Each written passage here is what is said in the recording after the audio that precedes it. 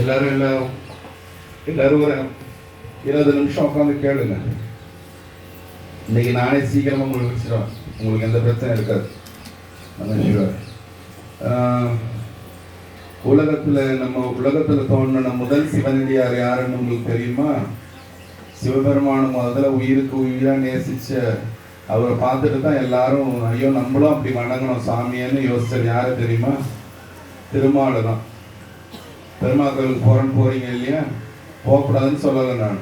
முதல் சிவனடியார போய் பார்த்து நீங்க வணங்கலாம். ஒரு சிவனடியார வணங்கினா சிவனையும் வணங்கினதுக்கே சமம் இல்லையா? நிறைய பாட்டு இருக்கு, அதெல்லாம் உள்ள போனா ரொம்ப நேரம் உங்களுக்கு தேவைப்படும், அதனால வேண்டாம். அதனால மகாவிஷ்ணு சாமியை சிவபெருமான அவ்வளோ பக்தியோட சாமியை நெஞ்சில வச்சு திருப்பார்கடல் அப்படி படுத்துன்னு சாமியை உள்ள நெஞ்சில லிங்கத்தை வச்சு பூஜை பண்ணிட்டே இருப்பாராம். எப்ப பார்த்தாலும் சாமியை உயிரா நினைச்சுக்கிட்டே இருப்பாராம். சாமி என்ன உதவி வேணாலும் முதல்ல கூப்பிடுறது மகாவிஷ்ணு தான் கூப்பிடுவாராம். டேய் இதை மாதிரி இது என்னடா செய்யலாம்னு கேட்பாராம். உங்க ஃப்ரெண்டு இருக்குது, உங்க ஃப்ரெண்டு கிட்ட போய் ஏதாவது ஒரு பிரச்சனைனா கேட்பீங்களா கேட்க மாட்டீங்களா? கேட்பீங்க. ஆனா கேட்கற ஃப்ரெண்டு உண்மையான ஃப்ரெண்டா இருக்கணும் இல்லையா? இப்படி பொழுது சாயறதுக்குள்ள எல்லாருக்கும் ஊரெல்லாம் உங்களோட விஷயத்தை ஒப்பி வச்சுன்னு வச்சுங்க, அது உண்மையான ஃப்ரெண்டு கிடையாது, வேஸ்ட் இல்லையா? அது மாதிரி சாமியை எப்பவுமே பூஜை பண்ணிட்டு இருக்கும் போது திருமாலுக்கு கீழே என்ன இருக்கும்? பாம்பு. என்ன பாம்பு சுத்திட்டு இருக்கும்? அது பேர் என்ன? ஆதிசேஷன் இல்லையா? ஆதிசேஷன் தான் பதஞ்சலி முனிவரா மாறி பூலோகத்துக்கு வந்தது. வந்து என்ன பண்ணுச்சு? நடராஜர் ஆடுற நாட்டியத்தை நான் பார்க்கணும்னு சாமியை வேண்டி தவம் பண்ணுங்க. அதை நிக்கிறாரு பாருங்க. அதனால எப்பவுமே அவருக்கு பூ போடுறதுக்கு நான் மறக்கிறதே இல்லை. ஏன்? சாமியை யாரெல்லாம் வேண்டி உண்மையாலே கும்பிட்டு சாமி அவங்களுக்கு காட்சி கொடுத்தாரோ அவங்க எல்லாம் சாமிக்கு ஈக்குவல் தான். அதனால சாமி வேற அவங்க வேற நம்ம பார்க்க கூடாது. இந்த சித்தர்கள் எல்லாரும் சாமி கூட தான் வாழறாங்க நம்ம. அதனால இந்த கோயில எவ்வளவு சிவன் கோயிலுக்கு போயிருக்கேன், ஆனா 18 சித்தர் வச்சது கிடையாது. இந்த கோயில வச்சிருக்கிறீங்க நீங்க, நல்ல விஷயம். ஆனா கும்புறது இல்லை நீங்க, அதுதான் கெட்ட விஷயம். ஆமா. இப்போ அந்த திருமால் பாத்தீங்கன்னாக்கா எல்லா நேரமும் சுவாமியை வேண்டிகிட்டே இருக்காரு. வேண்டாம் நீங்க இப்ப வீட்லயே உட்காந்து நல்லா சாப்பிட்டுக்கினே இருக்கீங்க 3 வேளை. என்ன ஆகுவீங்க? எந்த வேலையும் செய்யறது கிடையாது. என்ன ஆகுவீங்க? வெயிட் போடுவீங்க இல்லையா? வெயிட் போடும்போது என்ன பண்ணுது? பாம்புக்கு வெயிட் தாங்க முடியல. யார தாங்குற வெயிட்? மகாவிஷ்ணு தாங்குற வெயிட் பாம்புக்கு தாங்க முடியல. பாம்பு தானே சுத்தில இருக்கு. இப்படி பாத்தீங்கன்னா இப்படி படம் மேல தலை எடுத்துருக்கும், கீழெல்லாம் பாம்பு இருக்கும், அதுல சாமி இப்படி படுத்துன்னு இருப்பார் இல்லையா? அதுக்கு வெயிட் தாங்க முடியல. வெயிட் தாங்க முடியாம சாமி கேக்குது, சாமி என்ன சாமி இவ்வளவு வெயிட் ஆகின போறீங்க, என்னால முடியலன்னு கேக்குது. அதுக்கு சாமி சொல்றாரு, திருமால் சொல்றாரு, சிவனை எல்லா நேரமும் நினைச்சு நான் தவம் பண்றேன், எனக்கு ரொம்ப, அதனால என்னோட மனசு எல்லாம் அங்கேயே போறதால எனக்கு வெயிட் ரொம்ப அதிகமாகுது. என்ன வெயிட்? நம்ம பாடி வெயிட் கிடையாது, தவ வலிமை ரொம்ப அதிகமாகிறதால கணம் கொடுக்குதான். அப்ப பாருங்க, நம்ம இதுதான் உண்மை, நம்ம நெஞ்சில் இருக்கும், இது கிடையாது உண்மை. தவம் உள்ள இருக்கிற தவம், நீ எவ்வளவு பாவம் சம்பாதிச்ச, நீ எவ்வளவு புண்ணியம் சம்பாதிச்சன்றதுதான் உன்னோட வெயிட். கடைசியா உன்னோட ஆத்மா செத்து ஒரு சின்ன மண்ணு துளியோட சின்னதா இருக்கிற அந்த ஆத்மா பறந்து போகுது தெரியுமா? நீங்க செத்த அப்புறம் உங்களுக்கு அதெல்லாம் பேசினா பிடிக்க மாட்டேங்குது. எனக்கு வாழ்வை பத்தியே சொல்றான்றீங்க, பின்னால என்ன நடக்குன்னு சொன்னா பயப்படுறீங்க. அந்த சின்னோண்டு இங்க இருக்குது, அது இப்படி போகுது இல்ல, அது போகும்போது எந்த வெயிட்டை வச்சு தெரியுமா வேகமா போகுமா? உங்க பாவம் அதிகமா இருந்ததுன்னா பொறுமையா போகுமா? இங்க இருந்து ரொம்ப வருஷம் போய் சேரத்துக்கு எடுத்துக்குமா இல்லையா? புண்ணியம் பண்ண ஆத்மா சர்ன்னு போகும், ராக்கெட் விட்ட மாதிரி. அதனாலதான் அந்த பாவத்தையும் புண்ணியமும் எங்க போய் உட்காந்து வர்றது 2 மட்டும்தான் உங்க கூட வரும். மற்றது நீங்க வாங்கி வச்ச வீடு சொத்து எதுவுமே உங்க கூட வராது இல்லையா? அதனால அந்த தவ வலிமையை தான் நம்ம ஆத்மா வச்சிருக்கு. அதே மாதிரி சுவாமியோட தவ வலிமை அதிகமாகும் போது ஆதிசேஷன் பாக்குறவனுக்கு பொறாம தாங்கல. யாருக்கு? சாமி கிட்ட இருக்கிறவனுக்கே தாங்க முடியல. என்னடா இவனுக்கு இவ்வளவு தவ வலிமை போச்சுன்னு சொல்லிட்டு என்ன பண்றான்? சாமி கொஞ்சம் ஏந்துக்கிறீங்களா? ஏன்பா என்னாச்சு உனக்கு? நான் கீழே போறேன், நானும் சாமியை பார்க்க போறேன், நானும் தவம் பண்ண போறேன்னு சொல்லிட்டு சாமி கேட்கிறான். சரி கிளம்பு பாக்குறேன், நீ கிளம்பு. உடனே என்ன பண்றான்? ஆதிசேஷன் பாம்பு ஓடி வந்து பொத்தாறு கீழே விழுந்தது. எங்க விழுந்ததுன்னு கேட்டீங்கன்னா கும்பகோணம் என்ற ஊர்ல பாத்தீங்கன்னா காவிரி ஆறு அந்த பக்கமா போகும். கும்பகோணத்துல இருந்து ஒரு 2 கிலோமீட்டர் தூரத்துல திருவலஞ்சுழின்னு ஒரு கோயில் இருக்கும். போனா கண்டிப்பா போய் பாருங்க. திருவலஞ்சுழி கோயிலுக்கு பக்கத்துல ஓடி இருக்கிற காவிரி ஆத்துல ஓடி இருந்து விழுந்தான். யார் விழுந்தது? ஆதிசேஷன் வந்து விழுந்தான். விழுந்த வேகத்துல என்னாச்சு, காவிரி ஆறே பெரிய தோரமாயி உள்ள வாங்கிடுச்சு. ஆறு இல்லைன்னா என்னன்னா ஆகும், விவசாயம் இருக்காது இல்லையா, விவசாயம் பண்ண முடியாது, எதுக்குமே நீர் இல்லாம போயிடும். அந்த காலத்துல ராஜாங்க எல்லாரும் ஆறு நதி இதெல்லாம் நம்பிதான் வாழ்க்கையை ஓட்டுனாங்க. அப்போ இல்லாம போடும்போது ராஜாக்கு என்ன ஆகி போச்சு, மக்கள் எல்லாம் போய் கும்பரன்ட்டான். பெரிய துவாரம், சொல்ல முடியாத அளவு பெரிய பாம்பு. அதோட சைஸ்லாம் நம்ம என்னன்னு சொல்லவே முடியாது. ஏன்னா மகாவிஷ்ணு பட்டுனுக்கிறாங்க, அது எவ்வளவு பெரிய பாம்பா இருந்திருக்கும் இல்லையா. ஓடி வந்து விழுந்த நேரம் பெரிய துவாரம் ஆகி போச்சு. காவிரி ஆறு வரதெல்லாம் அந்த துவாரத்துக்குள்ளேயே பூந்து தண்ணி எல்லாம் பாழா போகுது. அப்போ உடனே வந்து சாமி கிட்ட சொல்லவே, ராஜா கிட்ட சொல்லவே. அந்த காலத்து ராஜாங்கெல்லாம் உண்மையான ராஜாங்க தான். இப்ப இருக்கிற ராஜாங்கெல்லாம் எனக்கு தெரியல, நம்ம எதுவும் இங்க பேசக்கூடாது இல்லையா, அதனால எனக்கு தெரியல. அந்த காலத்து ராஜா உடனே என்ன பண்ணாரோ, உடனே போய் சாமி கிட்ட சொன்னாராம், சாமி இந்த மாதிரி ஆயிடுச்சு, என்ன நடக்குதுன்னு தெரியல. அவருக்கு தெரியல, ஆதிசேஷன் ஊந்தது, பாம்பு ஊழ்ந்தது வரலாம், ராஜாவுக்கு தெரியல. ராஜா போய் தவம் இருக்கிறான், சாமி கிட்ட உட்காந்து தவம் இருக்கிறான். இந்த மாதிரி ஆயிடுச்சுன்னு சொல்லிட்டு போது ஒரு அசிரியர் வாக்கு வருது. ஒரு அசிரியர் வாக்குன்னா இந்த மாதிரி இடத்துல அது ஒரு வாக்கு வரும். இந்த மாதிரி அவன் ஒரு சோழ மன்னன். அது மாதிரி அந்த ராஜாக்கு சாமி என்ன பண்றாரு, ஒரு ஜடாமுடி கட்டிய ஒரு முனிவனோட உயிரை பலி கொடுத்தா இந்த துவாரம் வந்து நீங்கிடும் சொல்றாரு. ஒரு ஜடாமுடி கட்டிய முனிவன் அவன் சாவுவானா? ஏன் அவன் அப்படி ஆகுறான்? அவன் வாழ்நாளெல்லாம் வாழ்க்கையே வேணான்னு ஏன் போறான்? சாமி கிட்ட போறன்றதுக்காக தான் போறான். அவனை போய் சாவுறானா? அவன் போய் சாவுவானா? அவன் சாக மாட்டான் இல்லையா. அப்ப பாத்தீங்கன்னா ஏரண்ட மகரிஷின்னு ஒருத்தவர் வாழ்ந்தார். ஏரண்ட மகரிஷி ராஜா சொன்ன உடனே அந்த ஏரண்ட மகரிஷி என்ன பண்ணாரா, நேரா போய் அந்த துவாரத்துள்ள குதிச்சாராம். போய் குதிச்சு சில நிமிஷத்திலேயே காவிரி ஆறு நல்லா வர ஆரம்பிச்சிருக்கான். அப்போ என்ன ஆயிடுத்து நீங்க நினைப்பீங்க, ஏரண்ட மகரிஷியோட உயிர் போயிடுச்சுன்னு நாம யோசிப்போம் இல்லையா. ஏரண்ட மகரிஷி என்ன பண்ணாரா, அதுல குதிச்சு கொஞ்ச நேரம் கழிச்சு போய் வேற ஒரு பக்கத்துல ஏறி போயிட்டாராம். அவர் போய் திருவலஞ்சுழி கோயில்ல இருந்து குதிச்சு அவர் ஏறி போன ஊர் இருக்குல்ல, அதுதான் திருவலம்புரம்னு பேர். திருவலம்புரம்னு எதுக்கு பேர் வந்ததுன்னா, காவிரி ஆறோட வலது பக்கமா ஏறி போயிட்டாராம். இப்படி குதிச்சு இங்க குதிச்சு வல பக்கமா ஏறி அவர் அப்படி போயிட்டு இருக்கிறார். அந்த இடத்துல சாமி சிவபெருமான அவனை கை பிடிச்சு தூக்குனாராம். யார? ஏரண்ட மகரிஷிய சிவபெருமான் கை பிடிச்சு தூக்கிக்கிட்டாராம். அவன் காவிரியில குதிச்சுதான். அவர் காவிரியில குதிக்கும் போது அந்த காவிரி ஆறு உள்ள போச்சு இல்ல, அது ஒட்டச்சிக்கு வலது பக்கமா சுழிச்சு வந்து போச்சான். அதுதான் திருவலம் சுழி. ஓதமார் கடலில் விடம் உண்டவல் பூதநாயகல் பொற்கையிலை கீரை. ஓதமார் கடலில் விடம் உண்டவல் பூதநாயகல் பொற்கையிலை கீரை. மாதோர் பாகல் வலஞ்சுழி ஈசனை.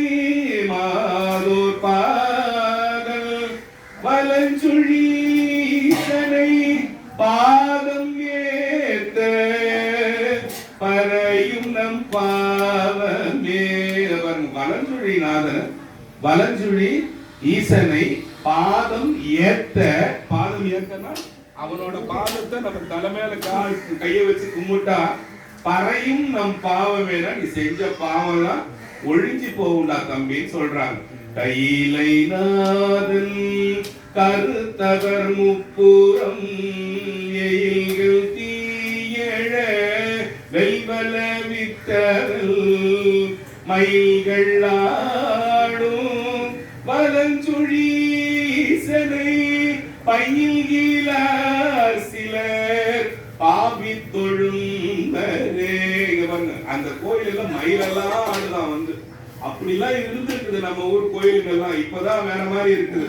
மயில்கள் ஆடும் நம்மளோட திருவலங்குழி ஈசனை பயில்கிறார் சிலர் பாவி தொழும்பரேங்கிறான். சாமியோட அருமையை பத்தி சொல்லும் போது இங்க பாத்தீங்கன்னா 10 பேர் எங்கேயோ பார்த்துன்னு இருப்பான். ஒன்றரை கண்ணை பாக்குற மாதிரி இப்படி எங்கன்னா பார்ப்பான், இப்படி பார்ப்பான். வீட்டுல கொச்சிட்டு இருக்குமா, நின்றுட்டு இருக்குமா, ஸ்டவ் நிறுத்தலாமான்னு யோசிக்குவான். எல்லாத்தையும் யோசிப்பான். அவனுக்கு பைனான்ஸ் கொடுத்தமே வரலையே.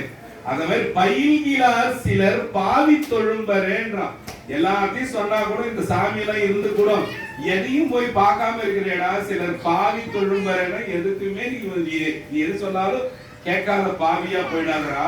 திருவலஞ்சுழை போய் பாடுறான். இளைய காலம் எம்மானை அடைகிலா துளையிலா செவி தொண்டர்கள் நம் உடல் வளையும் காலம் வலஞ்சுழீசனை கணைகளாக கருதினி உய்வினே. என்ன சொல்றான்? இளைய காலம். இளைய காலம் உங்களுக்கு எப்படி போவோம்? வசந்தமா போவோம். ஒரு காதலர் இருப்பாரு, ஒரு காதலி இருப்பாங்க, ஒரு லெட்டர் எழுதுவாரு, அவங்க முட்டை கொடுப்பாங்க. எல்லா கதையும் உனக்கு அங்க போய் இருக்குமே தவிர உனக்கு கோயில் பக்கமே வரலையடான்ற. இளைய காலம் எம்மானை அடைகிலா துளையிலா செவி தொண்டர்கள் நம் உடல். உனக்கு காது இருந்தோம், அந்த காதுல வந்து செவியில உனக்கு ஓட்டையே இருந்தும் வேஸ்டா. நீங்க எதையுமே கேட்காம போனதால அந்த காதே உனக்கு தண்டமா போச்சுன்றான். நம் உடல் வளையும் காலம். ஒரு ஆயா இருக்காங்கன்னு வச்சுக்கலாம். உதாரணத்துக்கு இங்க இருக்கிறவங்க யாரையும் நான் அந்த தப்பா சொல்லல, அதனால யாரும் கோச்சிக்கு பாரு. ஒரு ஆயா இருக்குது, ஏதாவது கல் இடிக்குது, அப்பா சிவ சிவானோம். ஆனா அது 18 வயசுல கால் இடிச்சா என்ன பண்ணிருக்கோம்? சி நான் ஏன் இடிக்குது, என்ன போய் இடிக்குது, சரி சரி நான் நடந்துப்போம். உண்டா இல்லையா? அதனால நம் உடல் வளையும் காலம் வலஞ்சுழி ஈசனை தலைகளாக கருதி நீர் உய்மினே சொல்ற. சரி, முழு 10 பாட்டு சொன்னா எங்கேயோ போயிடும் டைம். அதனால 3 பாட்டு மட்டும் உங்களுக்காக சொன்னேன். இப்ப திருவலஞ்சுழி கோயில்ல இருக்கிறது ஸ்வேத விநாயகர். அதெல்லாம் ஒரு நாள் நம்ம பேசணும், ஞாபகம் இருக்குன்னு நினைக்கிறேன். வெள்ளை விநாயகர் இருக்கும். இந்திரன் வந்தா அதை தூக்கி பார்த்தா அங்க இருந்து தூக்க முடியாம விட்டுட்டு போயிட்டான்.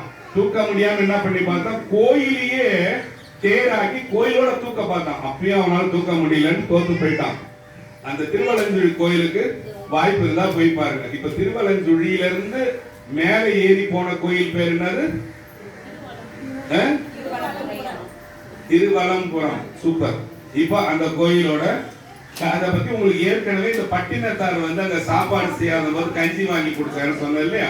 அந்த கோயில் தான் இது திருவலம்புரம். இதுக்கு மேல பெரும்பள்ளம்னு இன்னொரு பேர் உண்டு இந்த கோயிலுக்கு. சாமியோட தலை பாத்தீங்கன்னா சாமி வந்து பிருத்திவிலிங்கம்னு பேரு.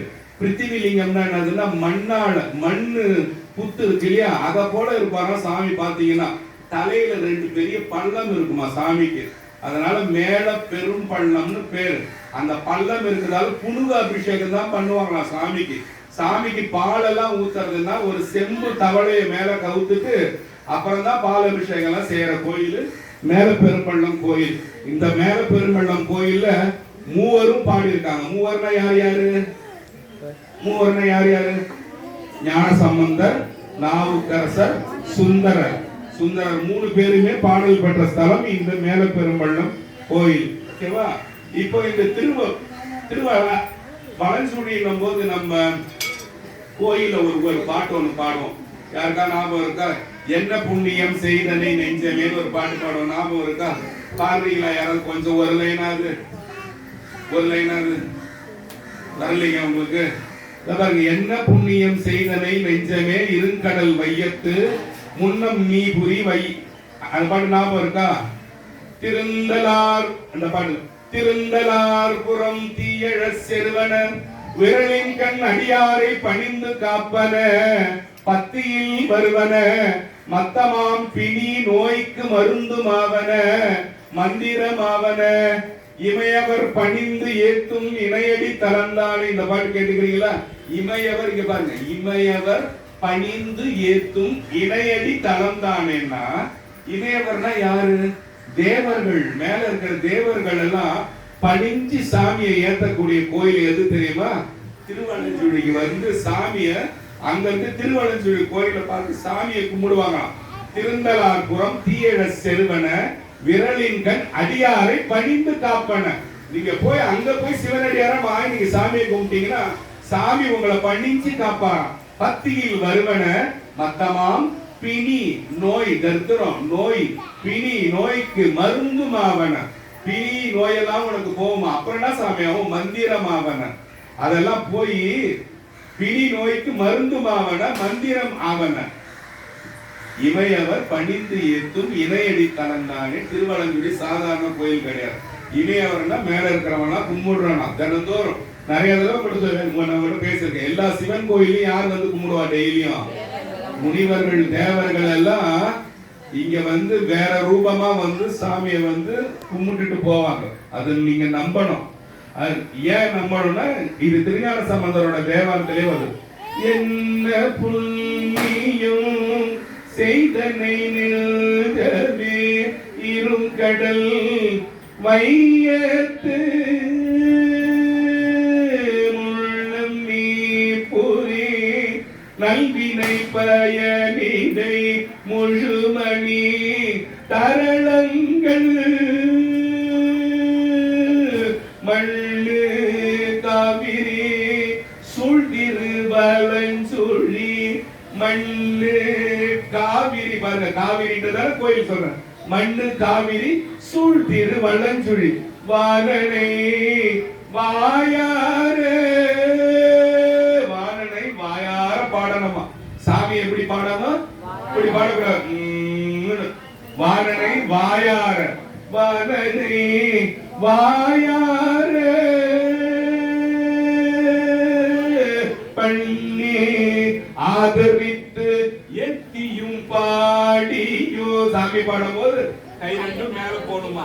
பண்ணி ஆதரித்து ஏத்தியும் பாடியும் வழிபடும். அதனாலே எந்த புண்ணியம் செய்ததை நெஞ்சமே, இந்த நெஞ்சு என்ன புண்ணியம் பண்ணிச்சு தெரியலையேன்னு திருஞான சம்பந்த மூர்த்தியே பாடுறாராம். யார பார்த்து? திருவலஞ்சுழியில இருக்கிற திருவலஞ்சுழி நாதரை பார்த்து திருஞான சம்பந்த மூர்த்தியே கேட்கிறான். இந்த நெஞ்சு என்ன புண்ணியம் பண்ணிச்சுன்னு தெரியலையே, இந்த சாமியை நான் பார்த்து பாருன்னு. அப்ப நீங்க எப்படி யோசிக்கணும்? நீங்க எப்படி யோசிக்கணும்? எப்படி யோசிக்கணும்? எப்படியோ யோசிச்சு பாடணும் இல்லையா? ஆமா. இப்போ அந்த கோயில்ல இருந்து இவர் வந்து மேல ஏறின கோயில் தான் இந்த கோயில், திருவடம்புரம் கோயில். அம்மா பேரு வடுவதி கண்ணீர் பேரு. வடுன்னா மாவடுன்னு இல்லையா? மாவடு போன்ற கண்ணுடைய அம்மா வடுவதி கண்ணி அம்மன்னு பேரு. அப்பா பேரு திருவலம்புரநாதர்னு பேரு. அப்புறம் இது ஒரு பிரித்திவி லிங்கம்னு உங்ககிட்ட சொன்னேன் இல்லையா? அப்படின்னா என்ன அர்த்தம்? மண்ணாளான லிங்கம். இந்த கோயிலோட ஸ்தல விருட்சம் பாத்தீங்கன்னாக்கா பனைமரம். ஆண் பனைமரம் தான் இந்த கோயிலோட ஸ்தல விருட்சம். இந்த கோயில் மேல காசிக்கு வீசமான கோயில். நீங்க காசிக்கு என்னால போக முடியலன்னு யோசிச்சீங்கன்னா காசிக்கு போறதுக்கு பதிலாக என்ன பண்ணணும்னா இந்த கோயிலுக்கு போகலாம். இந்த கோயிலுக்கு போலாம். இந்த கோயில் ஏன் காசிக்கு வீசமான கோயில்ன்றது போன முறையில ஒரு கதை ஒண்ணு சொன்னேன். யாருக்கு வந்து அது ஞாபகம் இருக்குன்னு எனக்கு தெரியல. மகத நாட்டு மன்னன் ஒருத்தன் தனஞ்செழியன் என்ன பண்ணா, அவனோட பையன் கிட்ட அவன் செத்த பிறகு என்னோட அஸ்தியை எல்லா சிவன் கோயிலுக்கு எடுத்துன்னு போடா, அது எங்க மலருதோ அங்கேயே என்னோட அஸ்தியை கரைச்சிருன்னு சொன்னான் இல்லையா? அப்ப காசியில தான் இந்த வேலை செய்வாங்க. அப்ப காசிக்கு நேரா என்ன நடக்குதா இந்த கோயில் நடக்கிறதால இந்த கோயில் வந்து காசிக்கு நிகரான கோயில் இந்த கோயில். அப்புறம் அந்த கதை சொன்ன 1008 பேருக்கு டெய்லி சாப்பாடு போட்டது. யாருக்காவது ஏதாவது நீங்காத தோஷங்கள் நீங்காத பாவங்கள் பெண் பாவங்கள் யாருக்கா இருந்தா இந்த கோயிலுக்கு போனா எல்லாமே நீங்கிடும். இதெல்லாம் இந்த கோயிலுக்கு உண்டானது. இந்த கோயில்ல பாத்தீங்கன்னா சிவபெருமான் வந்து பிக்ஷாடனரா நிற்பார். சாமி வந்து இப்ப பாத்தீங்கன்னா காத்து அதிகமா இருக்கு. தார்காவனத்து முனி பத்தினிகள் என்ன யோசிச்சுட்டு இருந்தாங்கன்னா, நம்ம தான் இருக்கிறதுலயே ஒழுங்கானவங்க இந்த உலகத்துல, மீதி இருக்கிறவங்க எல்லாம் ரொம்ப கெட்டவங்க, யாருக்கும் கண்ணியம் இல்லாதவங்க, பத்தினியா இல்லாதவங்கன்னு யோசிச்சிருக்கும் போது சிவபெருமான் அவங்களுக்கு பாடம் கத்துக் கொடுக்கறதுக்காக பிக்ஷாடனரா போனாராம். போகும்போது நல்லா 7 அடி உயரத்துல இருந்தாராம். நல்ல மனமான பூக்கள் நல்ல திரவியங்கள் எல்லாத்தையும் எல்லாம் போட்டு போட்டுக்கிட்டு கையில பிச்சை பாத்திரம் எடுத்து போனாராம். அதை பார்த்து அந்த பத்திரிகைகள் என்ன பண்ணாங்க, சிவபெருமனை பார்த்து அவங்களோட மனசு மயங்கி போச்சான். என்ன உனக்கு பிச்சை போடணும்னு கேட்டாருக்கு சாமி சொன்னாரா, உங்களோட அகம்பாவத்தை எனக்கு பிச்சையா போடுங்கன்ட்டு. உங்களோட அகம்பாவத்தை நீங்க எனக்கு பிச்சையா போடுங்கன்னு அந்த முனி பத்திரிகளோட அகம்பாவத்தை நீக்கின கோயில் என்றதால சிவபெருமான் பாத்தீங்கன்னா பிக்ஷாடனரா வீரைய கையில ஏந்தி அந்த கோயிலோட வாசல்லையே இருப்பாரு. அதுக்கப்புறம் அந்த கோயில்ல யாருக்கு ஜீவ சமாதி யாருக்கா இருக்கும்? யாரு உள்ள போனது?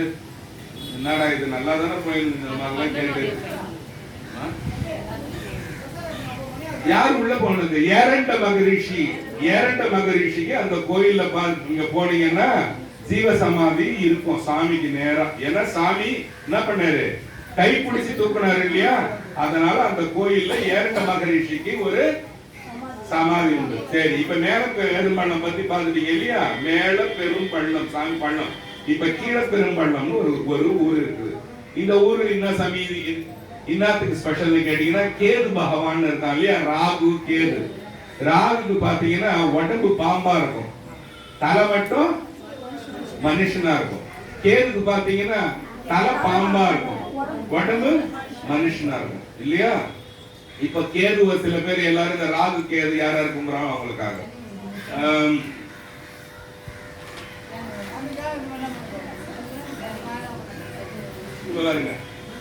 இப்ப கேது பகவான் காசிவ முனிவர் ஒருத்தர் வாழ்ந்தார். பேர் என்னது? காசிவ முனிவர். அந்த காசிவ முனிவரோட பையன் விப்ரசித்து. பேர் என்னது? உங்களால ஞாபகம் வச்சுக்க முடியல பாருங்க. காசிவ முனிவரோட பையன் விப்ரசித்து. அவனோட வீட்டுக்காரமா பேரு சிம்கிகைன்னு பேரு. அவங்களோட பையன் பேரு ஸ்வர்பானுன்னு பேரு. ஞாபகம் வருதா? நாங்க அது குழப்பமா இருக்கு. காசிவ முனிவரோட பையன் பேரு விப்ரசித்து, சிம்கிகை அவன் வீட்டுக்காரமா பேரு, பையன் பேரு ஸ்வர்பானு என்ற அசுரன். ஸ்வர்பானு என்ற அசுரன் தான் கேது பகவானா மாறுறான். இந்த பார்க்கடலை அடையும் போது என்ன செய்யறாங்க, மந்திர மலையின் ஒரு மலைய மத்தாவும். இது அப்படியே கேளுங்க, இது அப்படியே கதை மாதிரி கேட்டா ஈஸி. அமிர்தத்தை கடையும் போது மந்திர மழைய மத்தாகவும் வாசுகி பாம்ப கயிறாகவும் இவங்க யூஸ் பண்றாங்க. யாரு? அசுரர்கள் எல்லாம் யூஸ் பண்ணி கடையிறாங்க. கடையும் போது அந்த பாம்புக்கு என்ன ஆயிடுது, வலி தாங்க முடியல. தாங்க முடியாம விஷத்தை கக்கிடுது. எந்த பாம்பு? வாசுகி பாம்பு விஷத்தை கக்கி போச்சு. அந்த விஷம் தக்கின பாம்பு விஷத்தை கக்கி இந்த பூமியே வீணாயிட போகுது சொல்றதா சிவபெருமான அந்த விஷத்தை எடுத்து சாப்பிடுறாரு. சாப்பிட்டதா அவன் மேல இருந்து தூக்கி விட்டு கடாசனா பாருங்க. யார? பாம்ப. முன்கதையில என்ன சொன்னா, ஆதிசேஷன் ஓடி வந்து விழுந்தா பள்ளமாய் போச்சுன்னு சொன்னான். இப்போ இந்த கீழே பெரும்பளத்துல என்னன்னா, வாசிக்கின்ற பாம்பை போட்டு கடையும் போது வலி தாங்க முடியாம காயங்கள் வந்து விஷத்தை கக்கி ஓடி வந்து கீழே விழுந்து போச்சு. அதான் கீழ் பெரும்பள்ளம்னு பேர். அது வந்து கீழே விழுந்தது இல்லையா, அந்த கோயில் பேரு தான் கீழ் பெரும்பள்ளம்னு பேர். விஷத்தை சாப்பிட்டாரே சாமின்னு பாம்புக்கு அழுது தாங்க முடியல. சாமி, ஐயோ எனக்காக போய் நீங்க விஷத்தை சாப்பிட்டீங்களா சாமி, விஷத்தை சாப்பிட்டீங்களா சாமி கேட்டுனே இருந்தான். நான் உனக்கு என்னதான் செய்யணும் நீ சொல்லுன்னு கேட்டாராம் சுவாமி. பாருங்க, வாசுகிக்கு சாமி கேட்டாராம், இதை சொல்லினே இருக்கிறீ இவ்வளவு வருஷமா, உனக்கு என்னதான், எனக்காக நீங்க இந்த இடத்திலே ஒரு சாமியா ஒரு லிங்கமா எழுந்தருளுங்கள சாமி, உங்களை பார்த்துக்கினே நான் இருந்துறேன்னு சொல்லி பாம்பு கேட்டுதான். நீங்களாக என்ன கேட்டிருப்பீங்க? ஜாசல் காசு முன்னால வச்சிருக்கான் பாரு, அட்டிகை இதெல்லாம் பட்டப்பட்டியா, அதுல 4 வாங்கி கொடுறான்னு இருப்பீங்க இல்லையா? அது என்ன கேட்டுதான், இந்த மாதிரி நான் உங்களை எப்பயுமே பார்த்து கும்பிடுற மாதிரி எனக்கு ஒரு வாய்ப்பு கொடுங்களா சாமி. இப்போ என்ன நான் சொன்ன உங்களுக்கு, காசிப முனிவர் சொன்ன, விப்ரசித்து சொன்ன, சிம்கிகைக்கு பிறந்தது ஸ்வர்பானுன்ற அரக்கன்னு சொன்ன, அசுரன்னு சொன்ன. இந்த அசுரன் எப்படி வரான்னு கேட்டு, இவன் எப்படி கேதுவா மாறுறான்னு கேட்டீங்கன்னா, அந்த பார்க்கடலை கடைஞ்சாங்க தெரியுமா, அந்த அமிர்தத்தை வந்து மகாவிஷ்ணு மோகினியா மாறி தேவர்களுக்கு எல்லாம் ஊட்டின்னு வரான். தேவர்களுக்கு எல்லாம் ஏன் அமிர்தம் வந்து சாகா மருந்து இல்லையா, அது சாப்பிட்டானா அவன் மாட்டான், சாக மாட்டான். இவன் கேதுன்ற அசுரன் என்ன பண்ணான், இவனுக்கு அதுக்கப்புறம் தான் கேதுன்னு பேர் வருது. அதுக்கு முன்னால இவனுக்கு என்ன பண்ணு, ஸ்வர்பானுன்னு பேரு. அந்த அசுரன் என்ன பண்றான்னா, சந்திரனுக்கும் சூரியனுக்கும் நடுவுல, இப்ப இவங்களுக்கு நடுவுல நின்னு தேவர்கள் மாதிரியே அமிர்தத்தை வாங்கிட்டான் வாயில. வாங்கினால என்ன ஆயிட்டான்? சாகாவரம் வந்து போச்சு. வந்த போது இவன் என்ன பண்ணிட்டான்? சந்திரனும் சூரியனும் போய் என்ன பண்ணிட்டான்? பெருமாள் கிட்ட சொல்லிட்டான் மகாவிஷ்ணு, மகாவிஷ்ணு நீ தப்பா ஊட்டிட்டான் அவனுக்கு, இவன் ஒரு அசுர, உனக்கு இவன் எங்களுக்குள்ள நின்று நீ கவனிக்கல. ஒரு அகப்பை வச்சிருந்தாங்க மகாவிஷ்ணு, அது பேர் என்ன சொல்ல, அடி மாதிரி இருக்கும், ஓங்கி ஒண்ணு வச்சான் அவனை. யார? அசுரனை ஒரே அடி கொடுத்தான் கழுத்துல. தலை வேறையாவும் உடம்பு வேறையாவும் ஓடி போய் விழுந்துட்டான். ஓடி போய் விழுந்தவன் சும்மா இருப்பானா? யார் அதுக்கு மேலன்னு அவன் யோசிக்கிறான். ஏன் இப்ப 2 துண்டா வெட்டிட்டான், ஏன் அவன் சாவல? அவனே சாப்பிட்டானே. அப்ப உயிர் இருக்குது உள்ள. உயிர் இருக்கும்போது சிவபெருமான வேண்டாம், சிவபெருமானே என்னை எப்படியாவது உயிரோட விட்டுடு சாமி, நான் தெரியாம நின்னுட்டேன், அதுக்காக நான் என்ன பண்ணணும் போது வாசிக்கு பாம்பு என்ன கேட்டுச்சு? நீங்க லிங்கமா இருக்க உங்களை பார்த்து. அப்ப என்னன்னா இவனுக்கு வந்து பாம்பு தலை கொடுத்துறாரு சுவாமி. உடம்பு அந்த உயிர் இருக்கிறது, உயிர் இருக்கிற உடம்போட சேர்ந்து உட்கார்ந்துக்கிறான். அவன் உடனே எல்லாரும் கேது பகவானா கும்பிட்டுட்டா போய் அங்க உட்கார்றான்னு சொல்லிட்டாரு. இதான் கீழப்பெரும்பள்ளம் கோயில். கேது பகவான் எல்லா நேரமும் சாமி இப்படி கும்பிட்ட மாதிரி நேரா நிற்பான். போய் பாருங்க கோயில்லாம். கிழக்கு பக்கமா லிங்கம் இருக்கும், மேற்கு பக்கமா கேது இப்படி நின்றுட்டே இருப்பான். ஏன்? சாமி அன்னைக்கு செஞ்ச உதவிக்கு எத்தனை ஜென்மமா கும்பிட்டு இருக்கான் பாருங்க. சாமியை நேர்ல பார்த்து வணங்குறது. வாசுகி பாம்புன்றதோட அவதாரம் மாதிரி கேது அந்த இடத்துல பாம்பு தலையோட நம்ம எல்லாருக்கும் இந்த கதை புரியணும்னு சொல்லி அவனை கேதுவா நிக்க வச்சிருக்கிற சுவாமி. இப்ப கீழப்பெரும்பள்ளத்துல என்ன இருக்கும் சாமி தானேன்னா, அங்கேயும் சாமிக்கு வி ஷேப்ல ஒரு வடுவு இருக்குமா. வி ஷேப்ல ஒரு வடுவு இருக்கும். மேல பெரும்பள்ளத்துல என்ன சொன்ன, 2 மேடு இருக்கும்னு சொன்ன. கீழப்பெரும்பள்ளத்துல ஒரு வி ஷேப்ல ஒரு காயம்போட இருக்கும் சாமிக்கு. அதை நம்ம கண்டிப்பா போய் பார்க்க வேண்டியது நம்மளோட வேலை. ஓகேவா? இங்க இருக்கிற சாமி பேர் என்னது? நாகநாதர்னு பேரு. ஏன்? நாகம் அந்த பாம்புல வந்து விழுந்தது. அம்மா பேரு சௌந்தரிய நாயகி. சௌந்தரியம்னா என்னது? அழகுன்னு பேரு. சௌந்தரிய நாயகி அம்மா பேரு. அப்பா பேரு நாகநாதர். அங்க திருவலம்புரநாதர். அம்மா பேரு வடுவகி கண்ணி.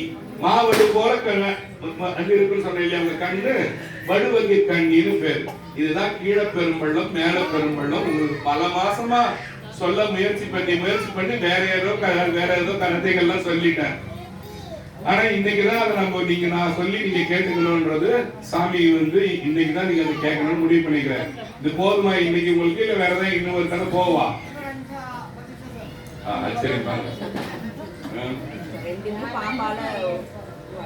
ஆமா, 2மே அந்த பாம்பால வந்ததுன்றதால ஒண்ணு மேல பெரும்பள்ளம், ஒண்ணு கீழே பெரும்பள்ளம்னு ஆச்சு. ஓகேவா? நம்ம போன வாரம் வந்து சாமிக்கு வந்து 5 முகம்லாம் பேசிட்டு இருந்தோம். ஞாபகம் இருக்கா உங்களுக்கு? அது நம்ம சிவபுராணம் பாடும்போது எப்படின்னா வந்திருக்கா? சிவபுராணம் எல்லாருமே கொஞ்சம் பாடுறீங்களே.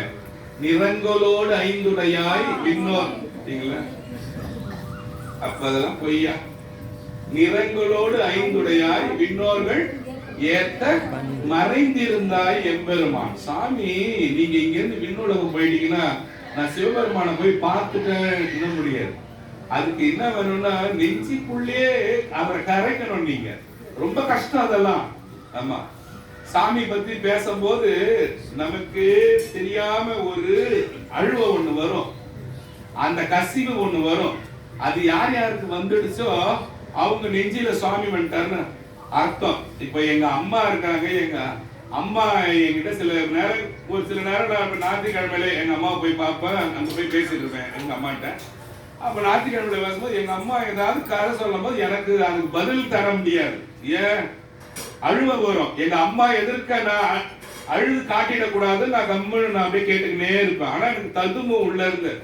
அத போல உங்களுக்கு அந்த கசிவு வரணும், அதை வர வைக்கணும். எப்படி வரும்னு கேட்டீங்கன்னா, நான் ஒரு சீன் ஒன்று சொல்றேன்னு வச்சீங்களேன், அதை நீங்க அப்படியே நீங்க சித்தரிச்சு அதை அப்படியே வீடியோவா என்ன சொல்றான்னு பாக்குறதுக்கு நீங்க கத்துக்கணும். நீங்க கத்துக்கும் போது அந்த கசிவு வரும்.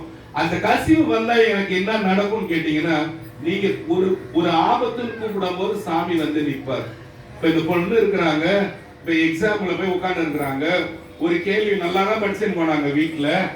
இப்ப அது என்னன்னு தெரியலையே, டக்கு நினைப்போம். அந்த நேரத்துல அந்த நினைவு வருது பாருங்க, அதுதான் சாமி நீ கும்பிட்டதுக்கு உண்டான செயல்பாடு. வேற எதுவும் சாமி நேர்ல எல்லாம் வந்து நிக்க மாட்டான். ஒரு ஆபத்திலையும் ஒரு உதவி செய்வான். ஒரு ஆபத்திலையும் ஒரு உதவி செய்வான். போன பிரதோஷத்துல உங்ககிட்ட பேசிட்டு போனேன். அதோட நான் பாண்டிச்சேரியிலே இல்ல, டெல்லி, ராஜஸ்தான், ஜெய்ப்பூர் அப்படியே போயிட்டேன். அதுக்கப்புறம் இப்பதான் நேற்று நாள் தான் வந்தேன். ஏன் சொல்றேன்னா 10 லட்சம் ரூபாய் எடுத்துன்னு போறோம், இன்னொரு 10 லட்சம் ரூபாய் இல்லைன்னு நினைக்கும் போது அந்த 10 லட்சம் ரூபாய்க்கு உண்டான வழி சாமி காட்டுவார். 10 லட்சம் ரூபாய் இந்த பாண்டு பொட்டியில நமக்கு தர மாட்டாரு. அது எங்க கிடைக்கும்னு அந்த வழி காட்டுவாரு. அது நான் ராத்திரி எல்லாம் யோசிச்சு மறுநாள் காலையில போகும்போது ஒரு சேட்டு என்ன கூட்ட 5 லட்சம் ரூபாய் பொருளை சும்மா எடுத்துட்டு போங்கன்றான், போய் கொடுங்க பணம்ன்றான். அதுதான் சுவாமி, அதுதான் சாமி. வாழ்க்கையில ஒரு நேரத்துல சாமி எப்படி வருவாருன்னா அதான் சாமி. ஒருத்தர் உங்க வீட்டுக்காரர் போறாரு, கையில ஒண்ணுமே இல்ல, போட் எடுத்துன்னு போறாரு, ஒண்ணு இன்னைக்கு நமக்கு கிடைச்சாதான் காசுன்னு போறாரு, அன்னைக்கு கிடைக்குது பாருங்க, அதுதான் சுவாமி, அதுதான் சுவாமி. நீங்க வேற எதுவும் யோசிக்கிறாரு. நம்மளோட சாமியை நம்மளோட நெஞ்சிலேயே நம்ம தாங்கி நமக்கு கசிந்து என்னைக்கு ஏற்பட்டு கண்ணீர் வருது, காதலாகி கசிந்து கண்ணீர் மல்கின்னு சொல்றாரு ஞானசம்பந்தர். எல்லாம் அப்படி இப்படி பேசிட்டு உங்களை அதை கனெக்ட் பண்ற பாருங்க. காதலாகி காதல் வரணும் சாமினால இல்லையா? நமக்கு எல்லாரையும் பார்த்தா, நம்ம அண்ணன் தம்பியை பார்த்தா காதல் வரும். அது காதல்ன்றது கெட்ட வார்த்தை இல்ல, அன்புதான். அண்ணனை பார்த்தா வரும், அண்ணன் வாங்கன்னு எத்தனை வயசானாலும் அந்த சின்ன பிள்ளைல இது நமக்கு வரும் இல்லையா? அண்ணன் மேல வரும், தம்பி மேல வரும், அம்மா மேல வரும், அப்பா மேல வரும். அது மாதிரி நம்ம அப்பா மேல வர்றது. காதலாகி கசிந்து கண்ணீர் மழுகி ஓதுவார் தம்மை, எவன் சொல்றானோ ஓதுவார் தம்மை நன்னெறிக்கு உயிப்பது. இது வரைக்கும் நான் கட்டு போய் கழிச்சடையா இருந்தேங்க, பரவாயில்ல. நன்னெறிக்கு உயிப்பது, இதுக்கு மேல உன்னை நல்ல நெறியில எடுத்துட்டு போவாங்க இல்லையா? வேதங்கள் யாவிலும் மெய்ப்பொருளாவது. நீ எதூர் வேத சாம வேதமா, அது எல்லா வேதத்திலையும் மெய்ப்பொருளா ஆவது என்னன்னா கடைசியா வர அந்த வார்த்தை நமச்சிவாய என்ற வார்த்தை மட்டும்தான் நிஜம். நீ என்ன படிச்சுனா அது படிச்சுங்க சரி, எல்லாம் படிச்சு சரி, உனக்கு சந்தோஷம் தான். வேதங்கள் யாவிலும் மெய்ப்பொருளாவது நாதன் நாமம். நம்மளோட நாதனோட நாதன் நம்ம சுவாமியோட நாமம் நமசிவாயவேன்றார் இல்லையா? யாராவது வேற ஏதாவது கேட்கணுமா இன்னைக்கு? யாருக்காவது கேட்கணும் போல இருக்கா? ஒன்னு 4 வார்த்தை கேட்கணும்டா, அதான்றீங்களா? என்ன கேட்கணும்? ஏதா கேளுங்க. யாருக்கு இவ்வளவு நாள் ஏதாவது சின்ன டவுட் தான் இருக்குமே. கிளாஸ் ஆயிடுது, வாத்தியார் பாடம் நடத்தி கடைசியில டவுட் நம்ம அம்மனோதான் இருப்பான். கேட்டு இந்த ஆள்கிட்ட அம்மனை நம்ம மாட்டிக்க கூடாதா? அதெல்லாம் இங்க இல்லை. நீங்க என்ன வேணா கேட்கலாம், கேளுங்க. இந்த டவுட் மட்டும் கேட்கலாம், வேற எதுவும் கேட்க கூடாது. அம்மா போலன்னா அந்த கீழப்பெரும்பள்ளம் கோயில்ல அந்த கோயிலோட ஸ்தல விருட்சம் என்னன்னு கேட்டீங்கன்னா மூங்கில் மரம். அந்த கோயிலுக்கு என்ன சொன்னோம்? ஆண் பனை சொன்னாலே. இந்த கோயிலுக்கு பாத்தீங்கன்னா மூங்கில் மரம். அதை நாம வச்சீங்க.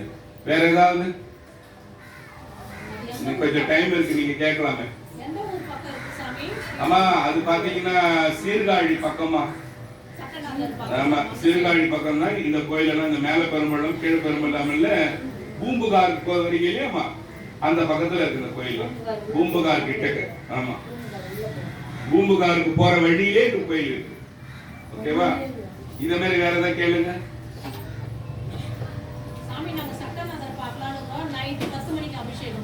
ஆமா, 1 மணிக்கு வரைக்கும் செய்வாங்க. 1 மணி வரைக்கும் செய்வாங்க. போகும்போது பூ வச்சு போக கூடாது, அக்கம் பக்கம் பேசக்கூடாது. சாமி ரொம்ப உக்கிரமா இருப்பாரு. அமைதியா போனோம், தனித்தனியா உட்காரணும். ஃப்ரெண்டு உட்காந்து பேசிட்டு இருக்க கூடாது. சீர்காழி கோயில் வெள்ளிக்கிழமையில செய்வாங்க. வெள்ளிக்கிழமை ராத்திரியில 10 மணில இருந்து ஆரம்பிச்சு 1 மணிக்கு தான் விடுவாங்க. நல்லா இருக்கும், நீங்க போய் பாருங்க.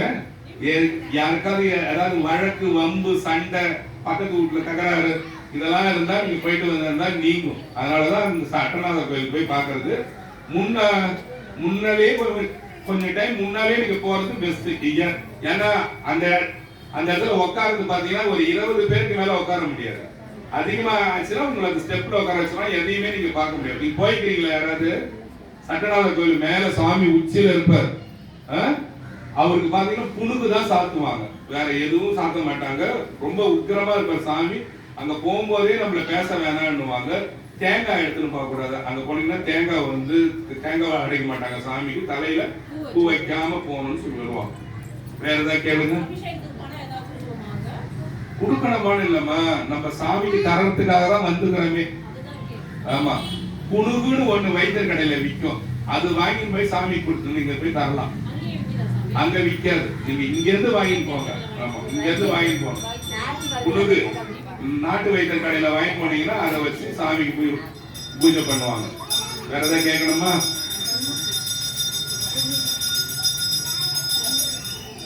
இந்த மேலப்பெரும்பள்ளம் கோயிலை பத்தி இன்னும் ஒரே ஒரு வரி மட்டும் பேசிட்டு நான் போயிடுறேன். பெருமாள் சிவபெருமானோட தீவிர பக்தன் உங்ககிட்ட சொன்னேன் இல்லையா? திருவீழிமிழல போய் பெருமாள் என்ன பண்றாரு, மகாலட்சுமியை இட்டுன்னு போயிட்டு வடுவகீர் கண்ணி கிட்ட விட்டுட்டு போறாரா. இது கேளுங்க அம்மா, இது கொஞ்சம் கேளுங்களேன். மகாலட்சுமியை கையில புடிச்சுன்னு போயிட்டு யார்கிட்ட விட்டுட்டு போறாரு, வடுவகீர் கண்ணி கிட்ட விட்டுட்டு நீங்க கொஞ்சம் பாத்துங்க, என் வீட்டுக்காரமா பாத்துங்கன்னு ஈஸ்வரி கிட்ட விடுறாரு. யாரு? பெருமாள் இட்டுன்னு போய் பத்திரமா பாத்துங்கன்னு சொல்லிட்டு விட்டுட்டு போய் திருவீழிமிழலைன்ற ஊருக்கு போறாரு. திருவீழிமிழல போயிட்டு என்ன பண்றாரு, சாமிக்கு தினந்தோறும் 1000 தாமரை மலர்கள் வச்சு சிவபெருமான கும்பிடுறாரு. எங்க? திருவீழிமிழலை. சும்மாவாது சொல்லலாம் அந்த பேரு. திருவீழிமிழலை போயிட்டு கும்பிடுறாரு. கும்பிடும் போது ஒரு நாள் பாக்குறாரு, 999 பூ தான் இருக்கு, ஒரு பூவை காணும். அப்ப என்ன பண்றாரு, அவரோட கண்ணை பிச்சு வச்சு சாமியை சிவபெருமான கும்பிடுறாரு. அதனாலதான் அவர் பேரு மகாவிஷ்ணு, பேரு கண்ணன் இல்லையா? கண்ணபிரான், கண்ணையே பிச்சு வச்சு சாமி கும்பிட்டதால் கண்ணபிரான் பண்ணிட்டு மகாலட்சுமியை கூட்டு வராராம். எங்க வராராம்? திருவீழிமிழலை பத்தி, கோயில் பத்தி சொல்லும் போது நாம இங்க பாடுற பாட்டு யாருக்காவது ஒண்ணு ஞாபகம் இருக்கா? வாசி தீரவே, யாரோ ஒருத்தன் கட்ட சொன்னீங்க பாருங்க. வாசி தீரவே ஒரு பாட்டு பாடுவோம்ல, வாசி தீரவே காசு நல்குவே மாசின் மிழலையே ஏசல் இல்லையே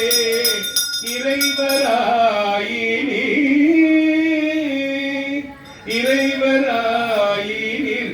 இந்த பாட்டு வந்தது ஞானசம்பந்த மூர்த்தி பாடின கோயில் தான் திருவீழிமிழலை. திருவீழிமிழலை கோயிலுக்கு போக முடியலன்னு திருவீழிமிழலை நான் சொல்லும் போது ரிப்பீட் கொடுத்தாலே கோயிலுக்கு போனதுக்கு சமம். ஆனா நீங்க கொடுக்கவே மாட்டீங்க, அப்படியே கோந்து ஓட்டிக்கிற மாதிரி கம்முன்னு பார்த்து நினைக்கிறீங்க. அந்த மாதிரி பார்க்க கூடாது. திருவீழிமிழலை, திருவீழிமிழலைன்னு சொன்னாலே அந்த கோயிலுக்கு போய் பார்த்ததுக்கு சமம்.